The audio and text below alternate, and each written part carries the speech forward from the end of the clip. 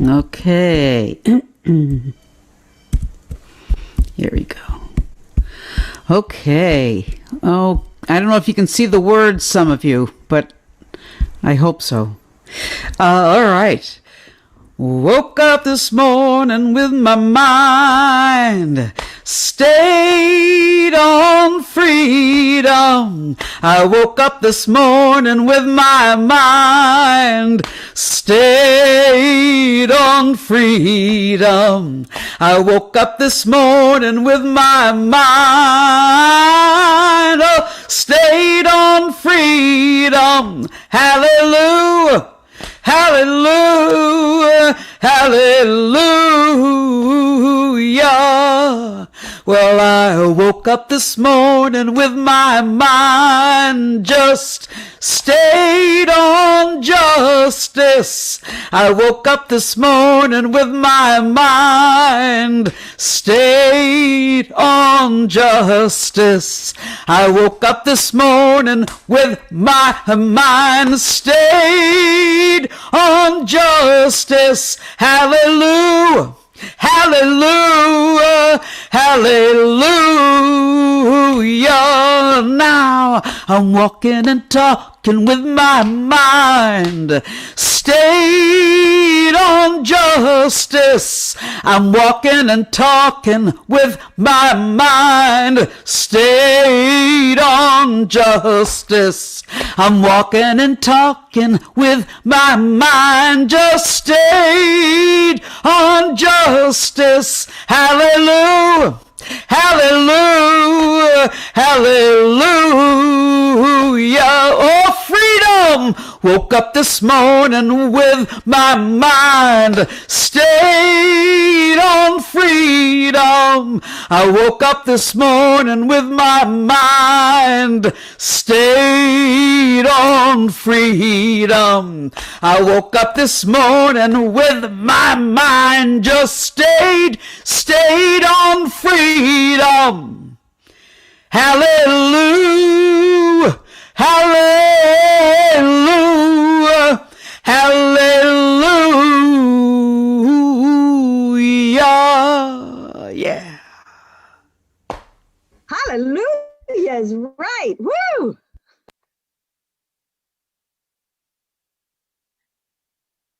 Welcome to Tuesdays with Tillis, week number 195. Until March, we were on the street in front of Senator Tillis's office every single week, resisting the Trump administration, learning from each other, listening to each other as we delved more and more deeply into what exactly is happening with this administration and how Tom Tillis has voted against the people every single time, has continued to support Donald Trump in increasingly devastating ways. Most recently, supporting this Supreme Court nominee before the nominee was even announced. Supporting a sham, illegitimate process, a hypocritical process. Right now, we're in a time, I have never given birth, and I know many of you have, but it really reminds me of childbirth because it's a really scary, dark, painful time. And right when we're the most tired is when we have to push the hardest. These next few weeks, we're all working to get out the vote in every single way we can, and we got to really keep pushing for the next few weeks. And it won't be over then because we need to keep protecting the vote. We may need to mobilize to protect the vote. I don't know, but I know that we are starting to understand because we've been studying together for almost 4 years. We understand the stakes of this election. And we're understanding increasingly the stakes of this Supreme Court nominee. So I just want to welcome our guest, and then I'm going to open it up. Shasta Mullinax is with us from American Bridge, and I just want to welcome you, Shasta. And do you want to just talk to us a little bit about why you're here, and then we'll turn it over to you after we close at 12:30. Absolutely. Thank you for having me today. It's nice to see you guys. I've seen most of you in person, so it's nice to see you again after so many months. So I am the tracker in North Carolina, and I follow Tom Tillis as well as Dan Forrest. And what we do is hold Republicans accountable for the things that they say and do. So I've followed Tillis and listened to him on almost every single town hall that he has held this year, which has been a ride. But what we're trying to do today is get some testimonials for people to remind North Carolina voters how Tillis has failed as a senator. And we need to hear that from real people like you guys. So it would be really nice. We're going to do this at the end, but it would be so nice for anyone who is willing to hang back and kind of give their testimonial, and whether it's your personal story or a friend or a family story would be just excellent to hear from you in North Carolina. But that's our goal, is to remind people what Tillis has done to the state, not for the state. Thank you so much. Thank you so much. I got to get you off spotlight. So one thing that I want to say is that, and you know this, how can I get you off spotlight? I wonder. I have you spotlighted. Can you all see her as a spotlight, or are we back to gallery view? Okay, there we go. We're fine. Upper left corner. Yeah. You can put her back on gallery view. I just want to say about his so-called town halls. They are not town halls. They are one-way telephone conversations. We started asking for town halls 3.5 years ago, and he has not had a single town hall in 6 years, because he really can't face the voters, because he really doesn't represent the voters. So I just want to say that up front.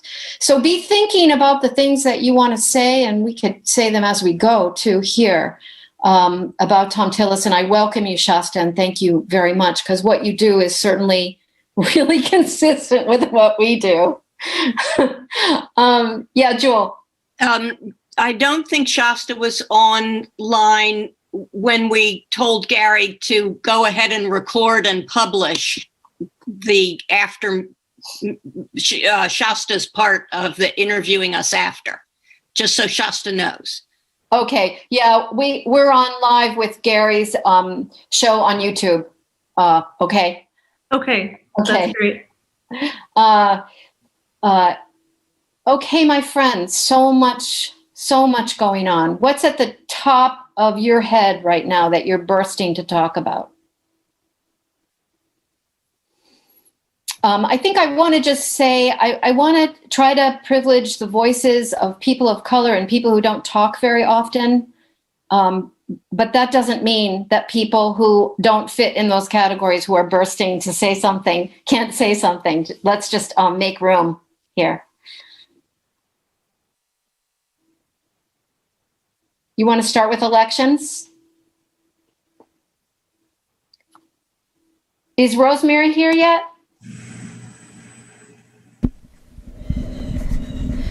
Yes, I saw her name. I am. Rosemary, great. How about if you start? Rosemary has been following the Board of Elections very closely and has updates. As you know, we have kind of a national issue, but we have 10,000 different jurisdictions in 50 states deciding this election. And so keeping an eye on the big picture, but also especially North Carolina and especially our individual counties. At last count, I think we came from 8 or 10 different counties, is important. So, Rosemary, can you just bring us what you know about what's happening with North Carolina? Okay, I can do that. So I guess the first thing I'd like to say is that I'm appreciative of the fact that I was able to get on a distribution list from Patrick Gannon as the public information officer for the State Board of Elections. I think that's been helpful, at least to get the information out to everyone, maybe more easily, although it is posted on their website. And second, I follow it, but just like everybody, I read some, I don't read others. But I did find an interesting article that was in the New York Times, which in fact, Pam Robbins and I were talking about it yesterday. She brought it to my attention, and it was actually in the print version. Good snapshot of what's going on in North Carolina. And the article is called A Voting Readiness Report from 7 Battleground States.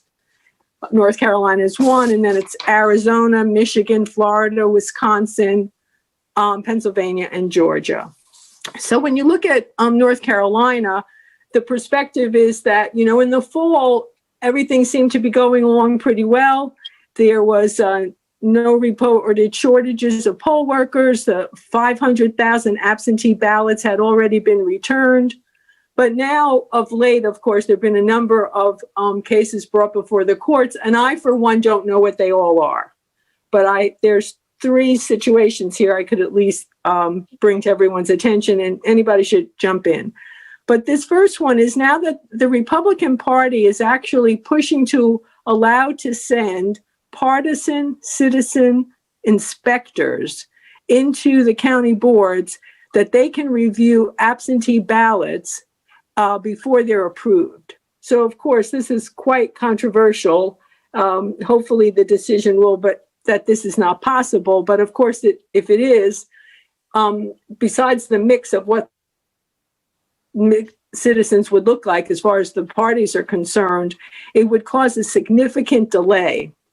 And so we're at one point in time where North Carolina thought that they would be able to, consolidate and report on a more timely basis. This would really throw a monkey wrench into the whole thing, because you would have the presidential side of the election that's contested, and of course with the Senate.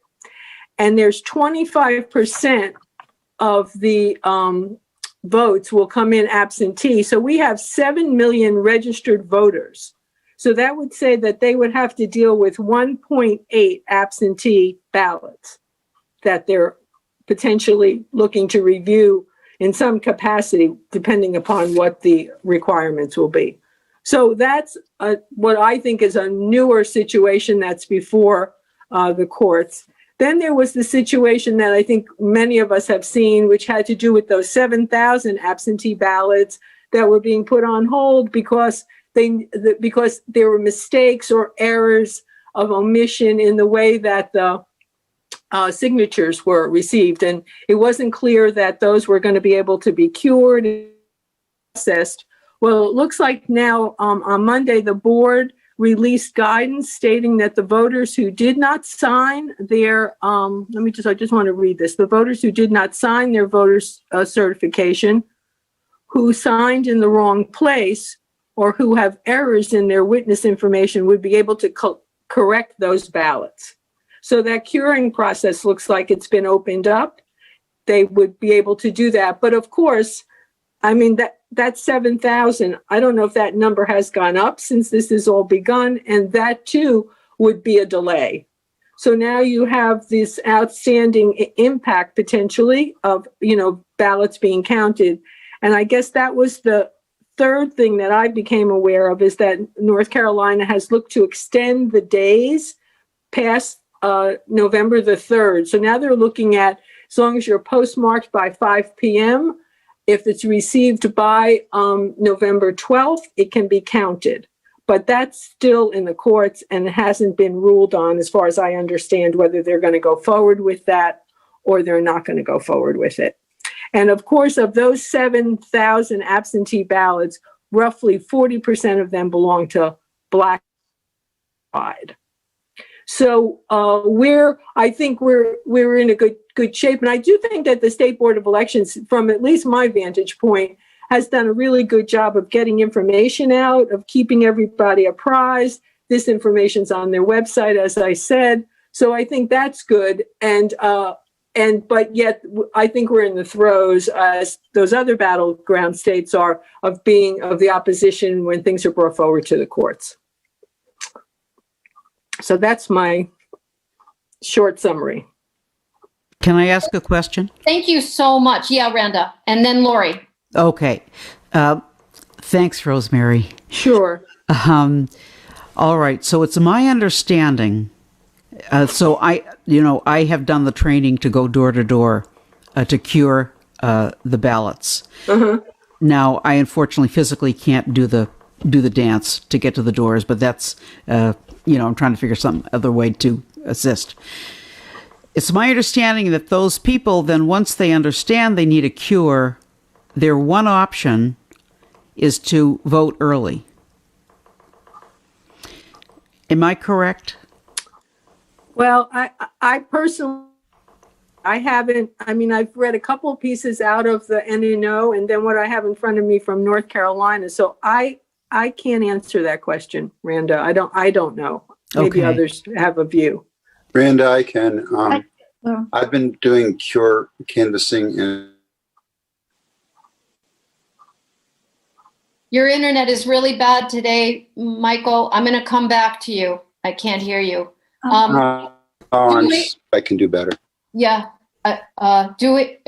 Lori? Yeah, I have a comment about that, about the absentee ballot curing. My brother actually had his ballot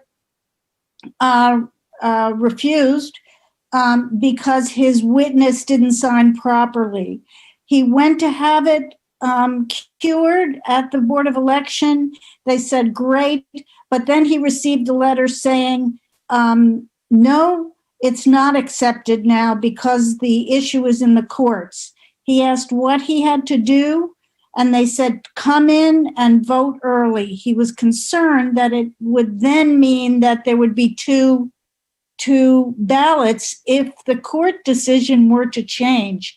And they said, no, the early voting in-person ballot would supersede the pending absentee ballot. And he was told to do that. And that's what he did yesterday. So That's great. Yeah, that's great. Okay, we have a lot of hands up. Dewey, Mitch, and then Emily.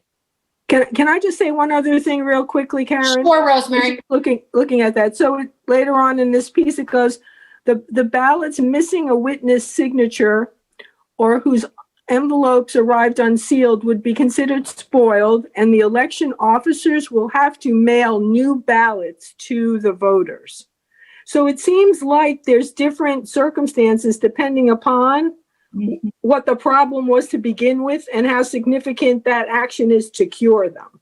So sometimes you're going to have to get a new ballot. Like, for instance, I filled out my ballot and I used a marker. It bled through the other side. So I had to get a new ballot. Of course, it was earlier in the process, but it took another 10 or 14 days. And they said that you have to do that. And you even can't go in and get the ballot. They have to mail it to you. So I think there's yours, and those things will have a different impact whether you have to go vote or whether or not the cure has been taken and there's no other action required. I think you can go vote no matter what. If they're sending you a ballot, you can go vote early. Early. I'm sure of that. Early. Right. Right. This is Jeanette, and what I was told in the Jeanette, last... we got a whole lot of people raising their hand here. I tried to raise my hand. It didn't work. Never mind. Okay. I just want Dewey first. There's a list. Go ahead, Yeah. Dewey. I think most importantly, I just want to publicly thank Rosemary for what she's done, Yes. but getting that message from the board, Rosemary got it to me within 1 hour last week. Got it at the same time our board chairman, but before our county director had it. But it also allowed me to give a lot of input into our people here and also the state to get some of these regulations that they put in on that memo 2020-30, which was 9 pages. But just for what it's worth, canvassing every morning and calling, I've got about 200 more names to call. But we're good in all 4 sites in Franklin County right now. Talked to the sheriff this morning. We don't have many people without a mask. All working people there are supposed to have a mask on, and they do. Good. I love you, Dewey, for all of that. And yes, thank you, Rosemary. Thank you. I don't know if you know how much we appreciate what you're doing with that. And I hope you heard what he just said. So I have I did. Thank you. And Jeanette's name is on it now because your hand is raised, but I want to call on people in order. Mitch and then Emily. Yeah, hi. I just wanted to let people know that there is training sessions for the ballot cure canvassing training today, and 2 sessions today, tomorrow, and looks like Thursday and Friday there's 1 session each. So I haven't done the training yet. I plan on doing that this afternoon at 4 o'clock. Can you put the link in, please, to the chat? Yeah, it's Spiteful, North Carolina, but yes, I'll put the link in. Thank you so much. Okay, Emily? Oop, sound. Great. Oh, okay. Sound. You keep muting yourself. I don't know why. Try it again. Try it again. Great. Okay. Oh, I don't think volume. You have sound volume. Okay. Volume. All right. Jeanette is next. I was just going to say that what I was told by some of the trainers on this curing ballots is if your ballot is mailed in and is rejected, you may go in person and vote at early voting. Exactly. If for some reason the rejected ballot was later accepted, it would be a default because your in-person ballot would count. So they said not to worry about voting twice. No one's going to accuse you of fraud. So. Oh, good. Okay, that's good. Randa? Except the issue is if you got this information from the Board of Elections and then you did, quote unquote, do the correction and then you sent it back in, that's where it gets a little dicey because you have actually responded to the cure. And so I don't know, and I took the training too, Mitch, but I don't know then those are the ones that are going into purgatory, I think. So there are these discrepancies. Michael Flaherty, try again. What I understand is when the ballots are rejected and someone submits a second one via affidavit, I believe, I talked to one woman yesterday who said to me, I am waiting between now and November 3rd to hear as to whether that second ballot was accepted or not. If it's not, I'm going to the polls on election day to vote. And that's what I encouraged her to do. Great. For lack of information. Yeah. There's really a lot of things that you go down the list, even to, do you need a ride to the polls, and it's a really efficient, mostly efficient. There are a few overlaps where you go to people who've already been contacted. But I'm on the way to Fayetteville right after this to... Wow, thank you. And Michael, who are you with? Are you with the Democratic Party? Are you with somebody else? Yeah. And I'm doing the poll watching when I'm not doing that. But I'm working through Durham with Brianna, and she... Yeah, Brianna, right on, yep. A fellow named Ian down in Fayetteville. So I'm because the need is greater there. I said, I'll go where I'm most needed. So great.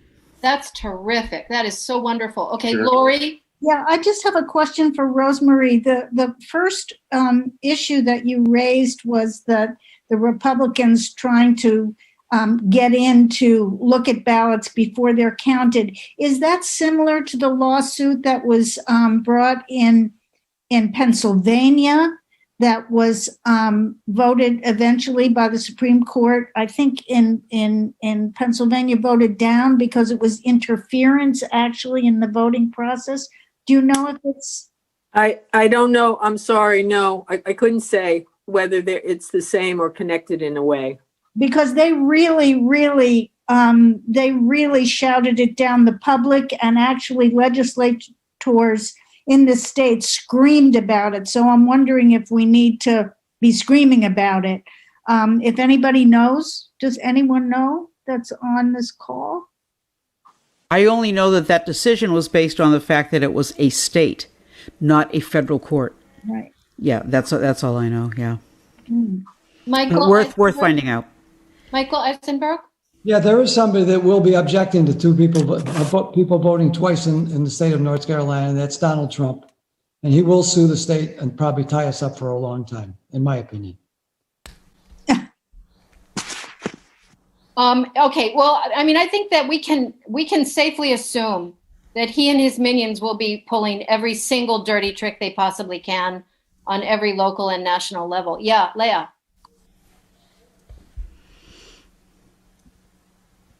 Are you muted? Yeah. Hold on. I'm now I'm not.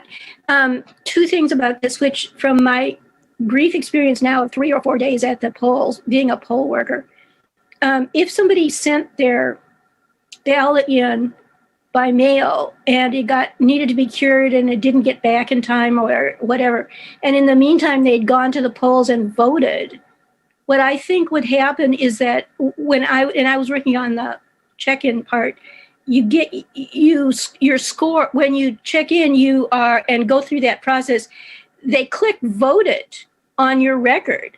Right. And if the voted, the scenario would be on the other end where the Board of Election was looking at your vote, your dropped in or voted, mailed in ballot, and they saw that your account said you'd already voted, they would just throw it out.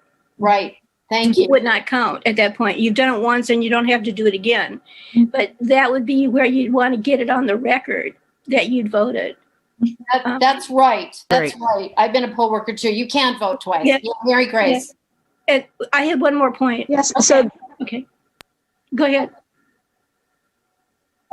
Okay. So the other part was that Republican or any observer comes into the voting place and cannot interfere. They must stand aside. They cannot look at the ballots are removed from the voting machine tabulator after everybody's left, after the polls are closed point has been reached. And there are 2 witnesses that are members of the team who are there, right? A Dem and a Republican, or unaffiliated with the judge, to examine the fact that there are ballots inside the tabulator, and they pull them out and dump them in bags. And then those bags are taken personally to the warehouse where all of the votes are assembled. They've been already voted. Thank you. These are just the paper Thank you. items. Yeah. Thank you very much, Leah. Mary Grace? Yes, I think the paper backups are really important, but I do think if the electoral board is telling people to vote twice, we definitely have to educate people to say, I need that in writing, because people got to cover their butts, but also this is just craziness. I mean, it's just ridiculous. So, I mean, I think we have to ask people, get it in writing. If they say you can vote twice, get that in writing on official letterhead. I think we just have to tell people you cannot. And send a copy of it in with your ballot. You have to just tell people you can't vote twice. If they didn't accept your absentee ballot, go to early voting. That's the message. Right. And the experience has been at early voting. It's obvious you haven't voted. It wasn't accepted. Right. That's right. So you're not voting twice. Okay. Yeah. So, okay. So a little bit of a deep breath here about, so remember, we're up against a lot of lawyers and mean, misguided people, but there is a huge army of people working on getting out the vote. There's a huge outpouring of people voting. We got this. I think we really got this, and we just have to keep pushing, keep breathing, and keep pushing. Yeah, Darlene? I think this kind of goes along with all this, especially what Rosemary was talking about, the things in the courts. The Supreme Court ruled that Pennsylvania could accept ballots 3 days after, but that was with John Roberts voting with the 3 liberals. And as soon as gets on, Amy Coney Barrett gets on the court, I mean, that if she was court, that would have been reversed. And this is what we're up against. Right. This is what we're up against. It's not a done deal, though. I just really want to urge. I mean, I saw last week when the GOP senators seemed to just decide we got the votes, but it's not over till it's over. And even if she gets in, we're going to have a blue tsunami. We're going to defend the election. So I think that giving up on anything is not a good idea. I continue to call Burr and Tillis every single day. And I hope we're all doing that, even though I know we're so tired of it. This is the time when we have to push. Do you ever get through to them, Karen? I have not been able, I haven't gotten a live person. Not lately. Yeah. Not lately. Anything more on getting out the vote, repairing the vote, anything more? There's also vote protector training that I want to point people toward. If you're not doing vote protector, if you have any time to do vote protecting, there's not only Democracy NC, which is great. A lot of us are doing that, but there's also Frontline. And I put in the chat early on, so a lot of people may not see it in the chat, but it'll be in the chat that Jewel sends out. There are more training that Frontline is doing. And Frontline is really interesting because it's a combination of the Movement for Black Lives Electoral Project and the Working Families Party. So I really trust both of those organizations a lot. It's not nonpartisan. So I think I'm going to do their training too. They've extended their trainings into next week. And I think there's one tonight. Anything about vote defending or anything about the election that hasn't been said that you want to say? Yeah. What I would like to find out is about rides to the polls. Because of COVID, I have not been able to track that. And when Michael just said this, I'm going to check it out. But that to me is so you go to somebody's house, right, on the Cure the Vote thing, and it's, an 84-year-old man and his son, just like these two men in Greensboro, who, of course, the Board of Elections never told them their vote didn't count. And there they are, and they don't have a car. Well, I think a lot of people are organizing that. Wake County is completely organizing Trolley to the Polls. That's in the tiny letter. Bree, who's been mentioned before, is trying to organize other counties. And that contact information is in the tiny letter as well. So I think that's a plane that we're going to build while we're flying it. All right. Okay. I missed that in the tiny letter, and I live with the tiny letter. Okay. Thank you, Karen. They're also trying to organize rides to the polls via Uber, having Uber drivers come and get people. So that's another thing in the works. Another wing of the plane being put on midair. Yeah, I think that's how Bree is doing it. And she's trying to sort of cover all the counties. Wake is fine because of the NAACP effort called Trolley to the Polls. I think Durham also has a program of rides, but one is Bull City Votes, which has buses from the bus station to polling sites. That they're just picking up people and taking them to the polls, but they're also doing other rides to the polls. Who's doing that, Lori? Do you know Bull City Votes? Faulkner, Fox. Yeah. Those folks. And what's the name of that group? How would we get in touch with it?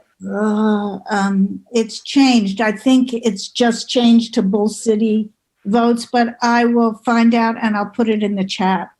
Fox. Durham for Organizing Action. Well, that was the original, but I think it's now something else. This might be a good time to bring up that we're going to have to change our name very soon as Tillis gets voted out. Evelyn. Yeah, Lori's right, because I've got an email from someone else. It's called Bull City Votes. And if you just go there, they're organizing rides beyond the bus stop.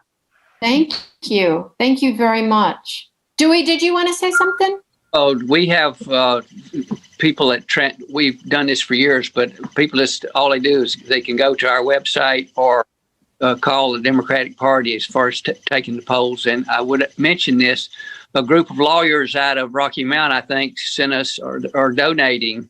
They're African-American attorneys that are donating $1. Yes, in about 5 or 6 of the counties in the north of Raleigh. You're breaking up a little bit, but Dewey, what is the website? The Democratic Party in Johnson? Yes, go to any county, just Google the Democratic Party and go to those sites, or call them either. Great. Thank you so much. Thank you so much. Scarlett?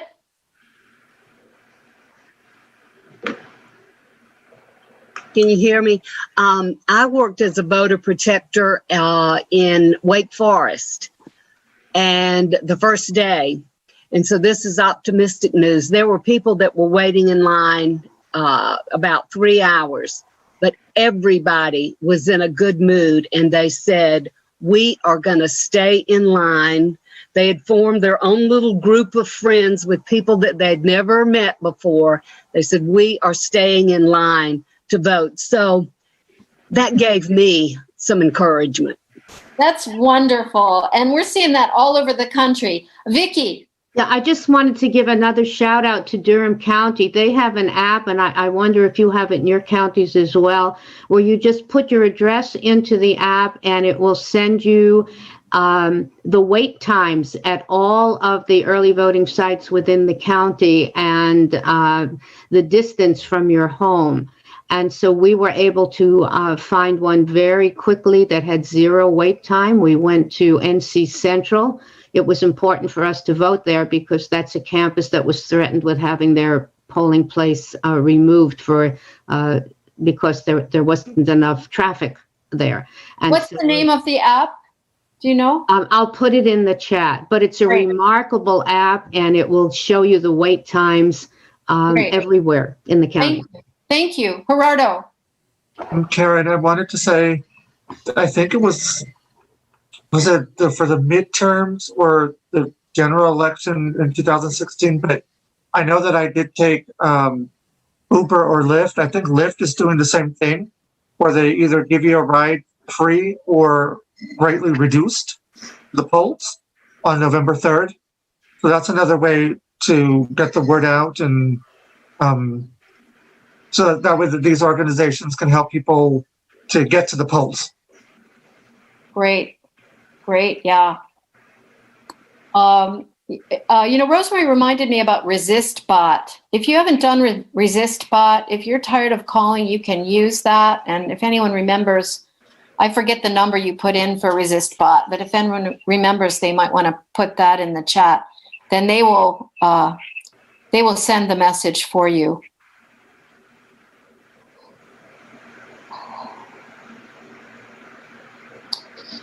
What message is that exactly? Well, ResistBot, right now, I think it would be about the Supreme Court vote or, just continuing. And actually, this might be a good time to kind of transition into the discussions that we'll have with Shasta. Okay. What is it about Tillis that convinces us that regardless of Cal's marital infidelities, we absolutely, every single one of us, have to vote for Tillis? And anyone can start. Refusal to do Medicaid expansion in North Carolina. Yes. And so he more than anyone, now remind me, he was the Speaker of the House or the Senate or the head of the Senate in the NCGA and blocked the House and blocked Medicaid expansion. I don't know that he's done anything as a senator, but he is single-handedly guilty for blocking it. And correct me if I'm wrong, in the NCGA. Dewey. Led the gerrymandering too before he left. Oh, he led the gerrymandering, which was, the court decision said, disenfranchised Black voters with surgical precision, quote unquote. Yes, he was the leader of that. That was the voter ID bill. That was the voter ID bill. Okay, sorry. Did he do that too? Yeah. Okay. I got a whole list. Unemployment insurance. Okay. let's talk about that for a minute. Let's talk about that. What about unemployment insurance? The 47th worst in the country. Yes. Yes. The least amount of money, the shortest period of time. Yes. Yes. Which really hit people hard with COVID. Gave the money all back to the corporations that they spent on what they put into the unemployment fund. Good. Good. Here's a couple other. Okay. Passed the estate tax for 23 families in North Carolina and took away the earned income tax credit for 49,000 families. Michael, go slower. Start over and go slower. Passed an estate tax that affected approximately 23 families, gave them millions of dollars by not having to pay estate tax. Then at the same time, for 49,000 families in North Carolina, he took away the earned income tax credit, which allows anybody that's making $35,000 or less to get a credit on our taxes. We are the only state in the country that does not have an earned income tax credit. He was the leader. Go on, Michael, please go slower because these are really important what you're saying. He took away the earned income tax credit, which affects families for the working poor. And how many people were affected? 49,000 families. Go ahead. Okay, he was Speaker of the House when our teacher pay was ranked 47th in the country. Dewey already said gerrymandering, and that's that. I'm sorry. What was ranked 47th in the country? Teacher pay. Does it mean that I can't hear? You can't hear me, or I can't hear you? Somebody's breaking up badly. Okay. Teacher pay, I mean, the education in North Carolina used to be one of the top in the country. Mm-hmm. I forget the number. It was like the 7th or something. And then we were in the top half, but not I don't think ever 7th in the country. Okay, but it was good. And then it went to 47 after the cuts were made. Right? Okay. He also, as far as education, was there when the voucher program started. Right. Right. He expanded the charter schools past 100. Okay. And too many more to go on. No, that's all I have on my list for the moment. Sorry. Michael, that's wonderful. I mean, essentially, he gutted public education in North Carolina. One of the worst things a human being could have done, and I understand politics and I understand the plight of Cal Cunningham, but where's the hypocrisy of the silence of not ever calling out Donald Trump being accused of raping a 13-year-old girl? At least 25 women have sued him for assault, and not one word out of Tom Tillis's mouth to go against the president of the country on anything, let alone the hypocrisy of not calling him out for his awful treatment, Donald Trump's awful treatment of women. Thank you. Thank you, Michael, very much. That's great. Shasta, I don't have to talk anymore later. Oh, no. We're going to get you later. You're great. Okay. Someone who hasn't talked yet? Anybody who hasn't talked yet who wants to talk about Tom Tillis? Maggie, you haven't? Yes. Tom Tillis and Burr, they both made bukus of money by being told by Trump that the pandemic would cost them money and therefore they should sell up now, i.e. in February. Right. We have documented evidence of Burr's insider trading, but I don't know if we have documented evidence of Tillis doing that, although I would not be at all surprised. Well, it's talked about. I don't know what the document is. No. Yeah. But, he's definitely raking in the bucks from corporate. Also voted to acquit Donald J. Trump. And we need to remind people every day of that, because we're now all shut in our homes. We're afraid to go out in public because a virus that could have been controlled better is decimating us. And more than 200 and some thousand Americans have died at the hands of Republican senators, including Tom Tillis. To add to that, Tillis has failed to carry out his responsibilities as a senator. He signed an oath to be an honest juror when it came to the impeachment trial. Yet he stated prior to that how he was going to vote. He was going to quit Donald Trump. Secondly, in regards to the Barrett, he is supposed to carry out an advise and consent responsibility when it comes to Supreme Court justice nominees. No, he was going to support whoever Trump wanted, regardless. So he failed to carry out his responsibilities as a U.S. Senator, regardless of his partisan politics. That's right. That's right. And, you know, as Trump gets crazier and crazier, like Tom Tillis never spoke out when he essentially endorsed the Nazis and white supremacists in Charlottesville.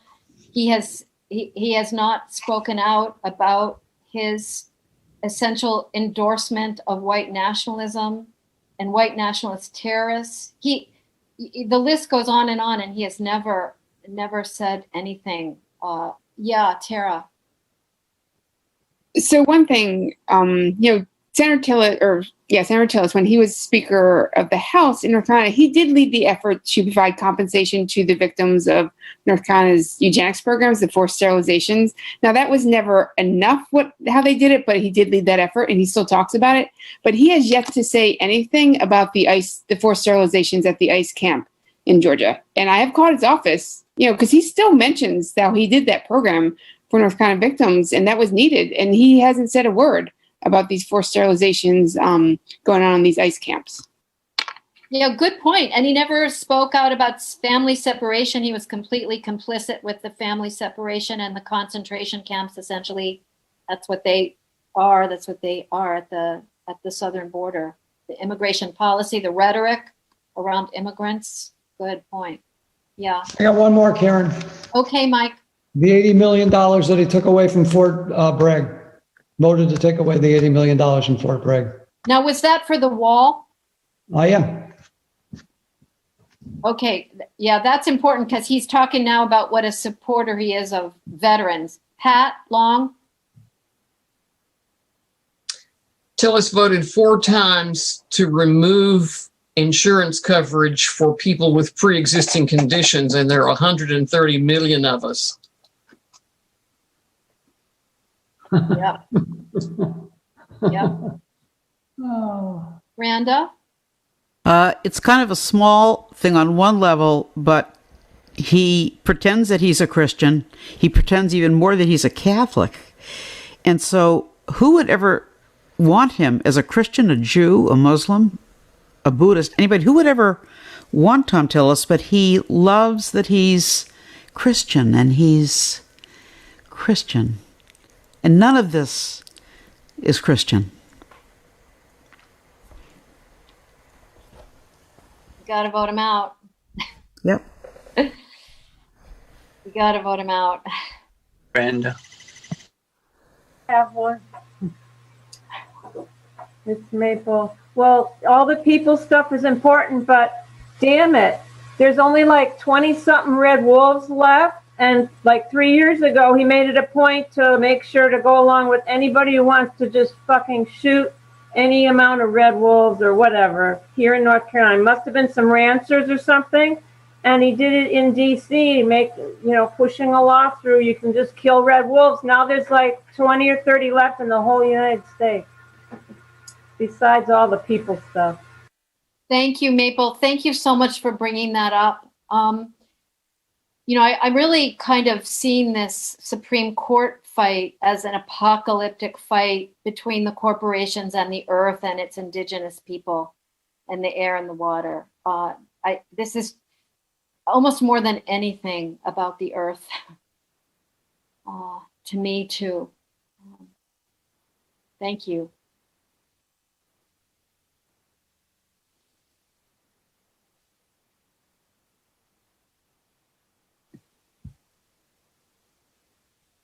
Go ahead, Scarlett. Well, one more. I'd like to go back when he was here. I mean, it's not as a senator, but right before I was looking into it, he went along with ALEC and the Koch brothers fossil fuel. He made it a point to make that a priority in North Carolina. So the fossil fuel connection, goes way back to them, and it just goes on and on. That's where he gets his money, NRA and Koch brothers money. Good point, Maple. He was the ALEC Legislator of the Year, I think, in 2010. Good. Yes, officially. Right. Yeah. Thank you so much for mentioning that. Big oil, Charles Koch, Tom's their boy. Yeah, Scarlett. I don't know if anyone saw the footage yesterday of someone confronting Tillis and Lindsey Graham at the airport in D.C. And basically, even behind their mask, we could tell that they were laughing at the young woman who was asking intelligent questions, and they laughed at her. And secondly, Tom Tillis has received an A+ rating from the NRA.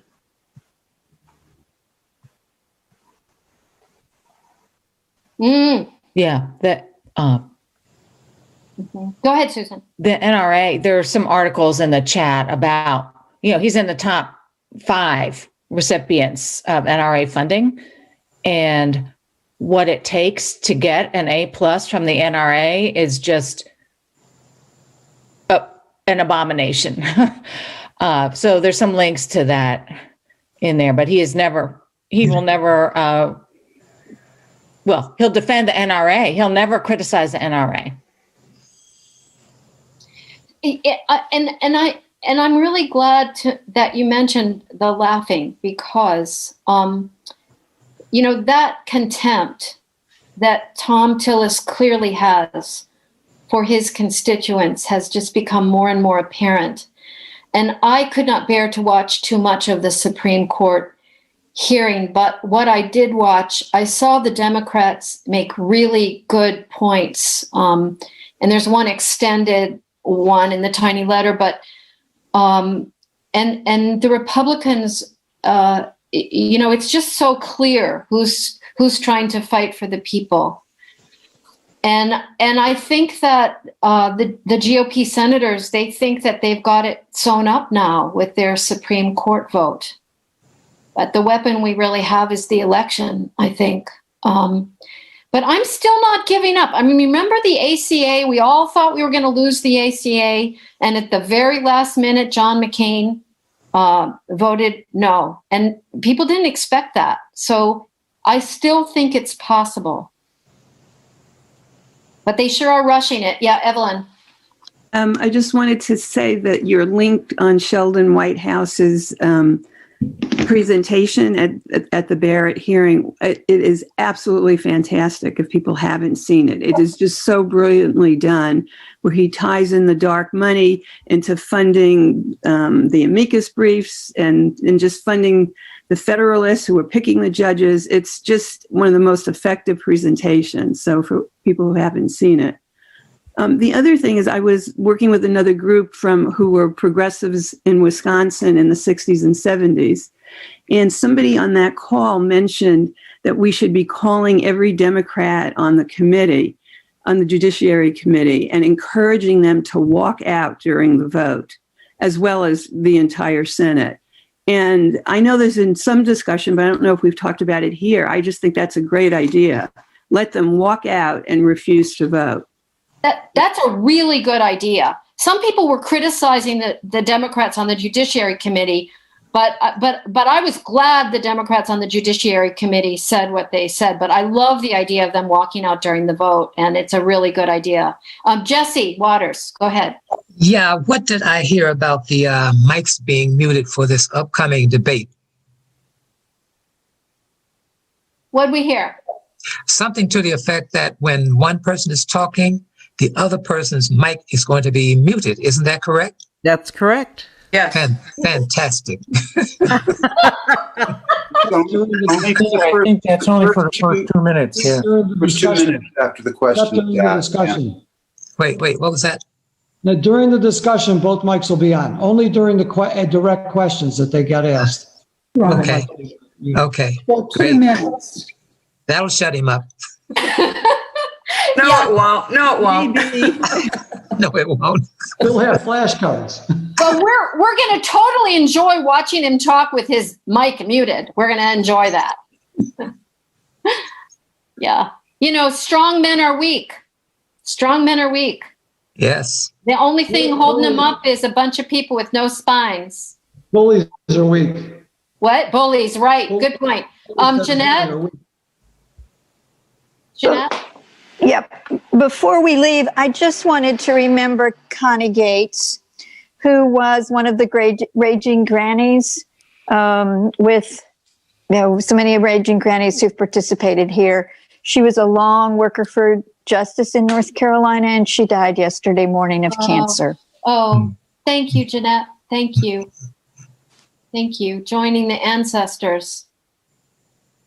Well, this is a time when we need to keep calling on those ancestors. I'm sure she's going to be raging from wherever she went, along with Ruth Bader Ginsburg, who we know sent that fly.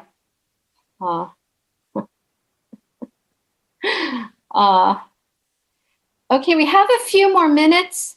What else do we need to talk about before we close? Anything? This was great. I really appreciate it. And and please hang on for Shasta to interview you after the closing. Can I make a quick announcement that because the North Carolina State Fair has been closed due to COVID, the Peace Booth, which has been open at the North Carolina Fair now in its 70th year, has gone online, and you can see a virtual Peace Booth. Today, different groups sponsor the content of the booth, and today is Raging Granny Day. So one thing we can do to honor Connie is to go to the Peace Booth and take a look at what we've posted there. Can you put the link in, Vicki, or did you do it already? I will. Okay, that's terrific. Okay. Yeah, you can't get there from the state fair links. It's not in there. It's a special website. Thanks, Maple. So tonight there is a training from 7 to 10 p.m. The link is in the tiny letter, and it's by Lisa Fithian, who wrote the book Shut It Down. And she was one of the leaders of the Remove Trump effort at the Hart Senate Office Building in January. I learn a lot from these activists, and I feel like we just have to keep learning from people who've been at this for a long time. I love what you all are doing so much. I love you. Let's just keep pushing, keep coming here every week to hear from each other. I get so much strength from seeing and hearing you. Yeah, Darlene? I assume we will be meeting 2 weeks from today? Yes. Oh, that's a really good point. I think that we need to meet every single week. Some of us will be working the polls, some of us will be voter protectors, but whoever isn't doing those things will be meeting here every single week because we don't want to lose our count. That'll be week number 197. Okay, Randa and Mike. Okay. All right. Can you see that? Can you hear me? Can you hear me? Yeah, I can. Okay. Can anybody else hear me? Oh, good. All right. What key is that? D. Here we go. If you don't like who's in there, vote 'em out. That's what election day is all about. The superpower we've got is called the ballot box. And if you don't like who's in there, vote 'em out. Here we go. Vote 'em out. Vote 'em out. Vote 'em out. And when they're gone, we'll sing and dance and shout. We'll bring some great ones in, and they'll find us hope again. And if you don't like who's in there, vote 'em out. Take it, Michael. Elections never mattered quite like this. That Senate is a swamp, it serves the rich. Let's drain it, make a ditch. Goodbye to Moscow, Mitch, 'cause we don't like who's in there, vote 'em out. That's right. November 3rd, we'll show who's got real clout. And we'll resist Trump's throwing things in doubt. We're counting every vote. Send Trump his eviction note. He'll have to go when we say vote him out. Oh, vote him out. Vote him out. Vote him out. And when they're gone, we'll sing and dance and shout. We'll bring some great ones in. They will find us hope again. And if you don't like who's in there, vote 'em out. Let's get to work. Oh, yes, we sure know how. Be fierce, love strong, protect the future now. Let's end deceit and fraud. Restore that rule of law. Yeah, if you don't like who's in there, vote 'em out. Here we go. Vote 'em out. Out. Vote 'em out. Vote 'em out. And when they're gone, we'll sing and dance and shout. Shout. Yeah, we'll bring some great ones in, and they'll find us hope again. And if you don't like who's in there, vote 'em out. Listen now, yeah, we'll bring some great ones in, and they'll find us hope again. And if you don't like who's in there, vote 'em out.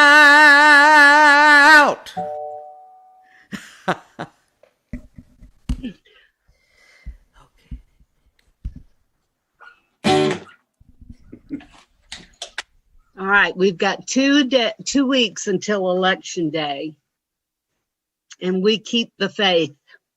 And as Karen said, we are hopeful. We must be hopeful. I'm not Swiss, but I'm in the mountains near Little Switzerland, North Carolina. And I love Swiss chocolate. So I'm going to close today with some words from a Swiss philosopher, Henri Frederick Emile.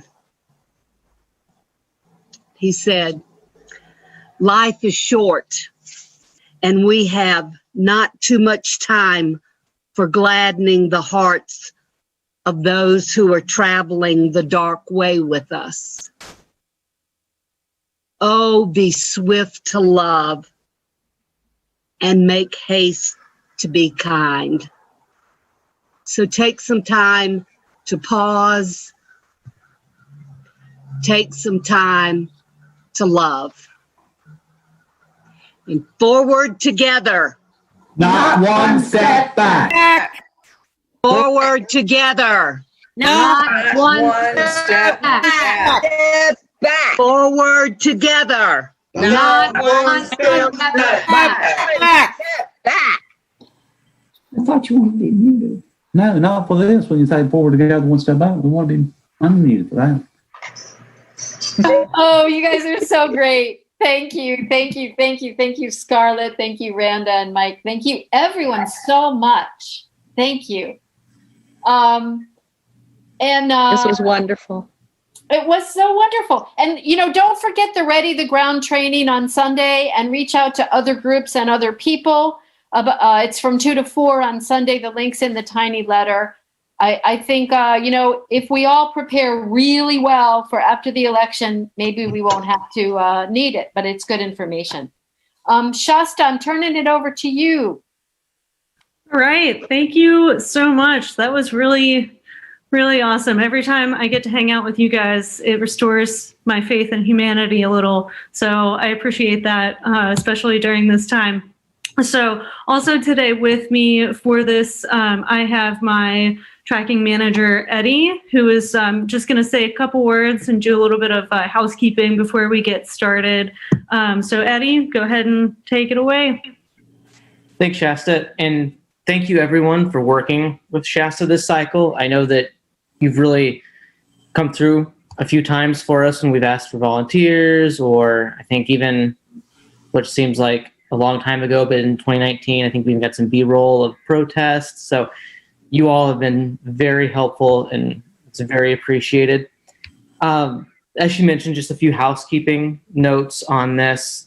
So we are an IE, so we're on that side of the wall. So I'm going to have to ask that if anyone is not, unfortunately, you won't be able to participate with us. The other thing I was going to mention is I think at the beginning I heard it mentioned someone was live streaming or something along those lines. So if we could, if it's possible, I mean, you're all at the event, but if it's possible to not live stream this section of it, just so we can, kind of like clip and use the portions of the interviews, and that way it's not, more exclusive that way, I guess. I don't know. I don't really know a better way to explain that. Okay, wait, so hold it. We're going to turn off the live stream for a few minutes and come back when they tell us it's okay to come back. So stay tuned.